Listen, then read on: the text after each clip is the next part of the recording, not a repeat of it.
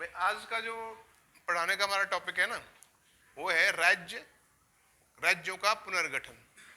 आपको पता है कि 15 अगस्त 1947 को भारत को आज़ादी प्राप्त हुई। तो 1946 ईस्वी में 1946 ईस्वी में एम के धर, क्या नाम था? सॉरी, के एम धर, के एम धर की अध्यक्षता में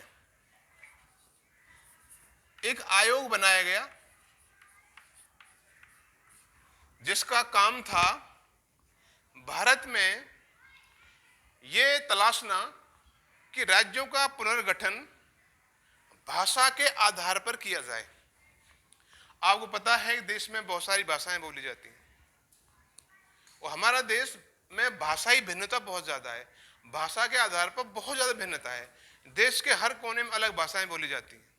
अगर हम दक्षिण की बात करें तो आज का जो आंध्र प्रदेश या तेलंगाना है उसमें तेलुगु बोली जाती है, केरल में मलयालम, तमिलनाडु में तमिल और कर्नाटक में कन्नड़, उड़ीसा में उड़िया, बंगाल में बंगाली, महाराष्ट्र में मराठी। ठीक है, उत्तर भारत में मोस्टली हिंदी बोली जाती है। तो के एम धर की अध्यक्षता में एक आयोग गठित किया गया जिसका काम क्या था, ये तलाशना कि क्या भारत में भाषा के आधार पर राज्यों का पुनर्गठन किया जा सकता है। तो इसने अपनी रिपोर्ट दी जिसमें साफ कहा गया कि भारत जैसे देश में जहां पर की भाषाई भिन्नता बहुत ज्यादा है, भाषा के आधार पर राज्य बनाना या राज्यों का पुनर्गठन करना कतई भी संभव नहीं है। संभव तो है ही नहीं, बल्कि बहुत खतरनाक होगा। अगर भाषा के आधार पर राज्य बनाए जाएंगे तो देश में दंगे हो सकते हैं और देश में बहुत ज्यादा राज्यों की मांग उठेगी। इसलिए भाषा के आधार पर राज्य बनाने की जो लोगों की जो आकांक्षा थी या जो मांग थी, उसको सिरे से खारिज कर दिया गया। लेकिन इसके बदले में उस वक्त एक मद्रास प्रांत हुआ करता था। नीचे आप इस मैप में देखोगे ना, नीचे भारत के मैप में, तो नीचे का जो हिस्सा है जिसमें हम साउथ इंडिया बोलते हैं, इसका जो 4 राज्य जो होते हैं, तमिलनाडु और आंध्र प्रदेश, कर्नाटक और केरल, ये 4 राज्य जो है मोस्टली ये दक्षिण भारत के राज्य कहे जाते हैं। अब तो तेलंगाना भी शामिल हो गया, इनमें अलग राज्य बन गया है। तो इन 4 राज्यों, ये 4 जो राज्य थे, ये आजादी के समय मद्रास प्रांत के नाम से थे। मद्रास प्रांत था एक, सभी को मिलाकर के। और सबसे ज्यादा जो मांग उठी वो तेलुगु जो बोलते थे ना, जो आज का जो आंध्र तेलंगाना है, इसके जो निवासी थे ना, सबसे ज्यादा इन्होंने मांग उठाई थी। एक भाई हमें अलग राज्य चाहिए तेलुगु बोलने वालों का। तेलुगु जितने भी लोग बोलते हैं उनके लिए अलग आंध्र प्रदेश राज्य चाहिए, लेकिन उनकी मांग को स्वीकार नहीं किया गया। तभी एक व्यक्ति हुए, उनका नाम था पोट्टी श्रीराम लागू, PR लागू, पोट्टी श्रीराम लागू। उन्होंने 1952 ईस्वी में और आंध्र प्रदेश राज्य की मांग के लिए आमरण अनशन आरंभ कर दिया।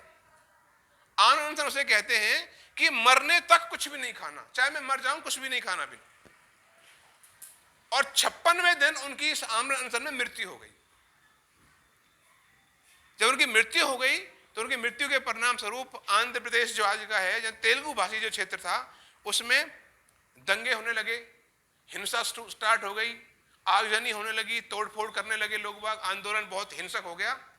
परिणाम स्वरूप पुलिस को गोली चलानी पड़ी, लोग बाग मारे भी गए और घायल भी हो गए।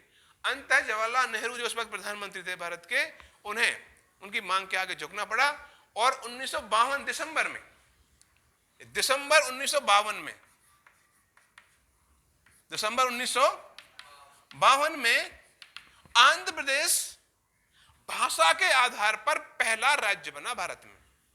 कौन सा राज्य बना? पहला राज्य भाषा के आधार पर। कौन सा राज्य, क्या नाम था उसका? आंध्र प्रदेश। 1952 ईस्वी में आंध्र प्रदेश राज्य की घोषणा की गई। और जो कौन था? तेलुगु बोलने वाले, जो तेलुगु बोलने वाले लोग थे। अब जब तेलुगु बोलने वाले अलग हो गए तो उसमें जो तमिलनाडु बोलने वाले थे, तमिल बोलने वाले थे, उनसे तमिलनाडु अपने आप बन गया। तो पहला राज्य भाषा के आधार पर कौन सा बना? आंध्र प्रदेश। कब बना? 1952 में। अब जब एक राज्य बन गया और भाषा के आधार पर बात मान ली गई, तो फिर अंततः मजबूर होकर के प्रधानमंत्री जवाहरलाल नेहरू और भारत सरकार को 1953 ईस्वी में 1953 ईस्वी में एक न्यायाधीश थे, उनका नाम था फजल अली।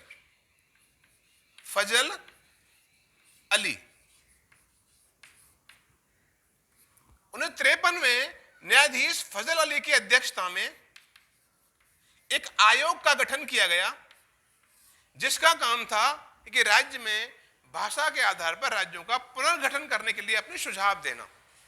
ये 3 सदस्य था, अध्यक्ष थे इसके फजल अली और 2 सदस्य और थे, एक का नाम था हृदयनाथ कुंजरू और के.एम. पणिक्कर। 3 सदस्य आयोग था और इसने अपनी रिपोर्ट सौंपी और इसमें रिपोर्ट में कहा गया कि भारत में भाषा के आधार पर राज्यों का पुनर्गठन किया जाना चाहिए, आंध्रा की तरह। उसके बाद राज्यों में भाषा के आधार पर राज्यों का पुनर्गठन भारत में होने का काम, रास्ता जो साफ हो गया। इस प्रकार ये 53 में आयोग गठित हुआ था। इसने अपनी रिपोर्ट सौंपी और 1 नवंबर 1956 को भारत में पुनर्गठन आयोग लागू हो गया। पुनर्गठन कानून बन गया। 1 नवंबर 1956 को राज्य पुनर्गठन अधिनियम पास हुआ। राज्य पुनर्गठन अधिनियम कब पास हुआ? 1 नवंबर 1956 को। तो इसमें 2-3 डेट है। आंध्रा कब बना? 1952 में। राज्य पुनर्गठन आयोग फजल अली की अध्यक्षता में कब बना? 1953 में। इसने अपनी रिपोर्ट सौंपी और उसके बाद में अधिनियम कब बना? 1 नवंबर 1956 को। अब ऐसा नहीं था कि भाई कानून बन गया और अब तो राज्य जो है धड़ाधड़ बनने लगे। धीरे धीरे समय लगा और इसी कानून की तर्ज पर, इसी कानून के अनुसार 1960 ईस्वी में, कब? 1960 में बंबई प्रांत का विभाजन किया गया। बंबई अपने आप में प्रांत हुआ करता था। बंबई प्रांत को, इसमें जो गुजराती बोलने वाले थे उनसे गुजरात बना और जो मराठी बोलने वाले थे उनसे महाराष्ट्र बना और बंबई को महाराष्ट्र को दिया गया। महाराष्ट्र की राजधानी है बंबई आज भी। तो 60 में कौन कौन से 2 राज्य बने? गुजरात और महाराष्ट्र। गुजरात और महाराष्ट्र। 1956 ईस्वी में 14 राज्य और 6 केंद्र शासित प्रदेश बने थे। उसके बाद धीरे धीरे ये मांग बढ़ती गई। 60 में 2 और नए बने। फिर ये मांग यही नहीं रुकी। पंजाब, जो बृहत्तर पंजाब हुआ करता था, जिसमें आज का हरियाणा और आज का हिमाचल और जो पंजाब है ये शामिल था। और 1966 ईस्वी में पंजाबी सूबे की मांग को माना गया। 1966 में 1 नवंबर 1966 को जो पंजाबी बोलते थे उनसे पंजाब रह गया और जो हिंदी बोलने वाले थे उनसे हरियाणा बना। 1 नवंबर 1966 को हिंदी भाषी क्षेत्र हरियाणा बना और जो पहाड़ी क्षेत्र था उससे हिमाचल प्रदेश बनाया गया। तो 3 नए राज्य बने। इसके बाद भी राज्यों की जो मांग है यही नहीं रुकी। 1963 ईस्वी में नागालैंड बना, 1963 में। और उसके बाद 1972 ईस्वी में, कब? 1972 में असम से अलग करके, असम को से अलग करके मेघालय बना। कौन सा बना? मेघालय राज्य बना। उसके बाद फिर त्रिपुरा इसी साल, मिजोरम। ये राज्य वो थे जो भाषा के आधार पर बने थे, लेकिन केवल भाषा के आधार पर ही राज्यों का पुनर्गठन हुआ या नए नए राज्य बने, ये नहीं, ऐसा नहीं है, बल्कि क्षेत्र के आधार पर भी राज्य बने। जैसे कि सन 2000 में जब अटल बिहारी वाजपेयी प्रधानमंत्री हुआ करते थे भारत के, सन 2000 में उत्तर प्रदेश से 1 नवंबर, 7 नवंबर और 15 नवंबर, ये 3 दिन थे। उत्तर प्रदेश से बनाया गया उत्तराखंड। कौन सा बना? उत्तराखंड। किससे अलग हुआ? उत्तर प्रदेश से अलग होकर के, बिहार से अलग होकर के झारखंड, और मध्य प्रदेश से अलग होकर के छत्तीसगढ़। इस प्रकार 3 नए राज्य और बने। और फिर 2014 में आंध्र प्रदेश से फिर एक अलग क्षेत्र के आधार पर ही तेलंगाना राज्य बना। तेलंगाना राज्य 2014 में आंध्रा से अलग होकर के अब। और इसके अलावा अभी ये जो मांग है ना, अभी रुकी नहीं है। अभी महाराष्ट्र में एक विदर्भ राज्य की मांग चल रही है, भाई विदर्भ राज्य अलग बनना चाहिए। गुजरात में से भी एक राज्य की मांग चल रही है। पश्चिमी बंगाल से भी अलग राज्य की मांग चल रही है। उत्तर प्रदेश को तो 4 टुकड़ों में बांटे जाने की मांग, जैसे कि पश्चिमी उत्तर प्रदेश में हरित प्रदेश के नाम से या किसान प्रदेश के नाम से मांग चल रही है। पूर्वांचल, गोरखपुर आदि जिलों से लेकर के पूर्वांचल, बुंदेलखंड, इस प्रकार से 4 नए राज्यों की मांग लगातार जारी है।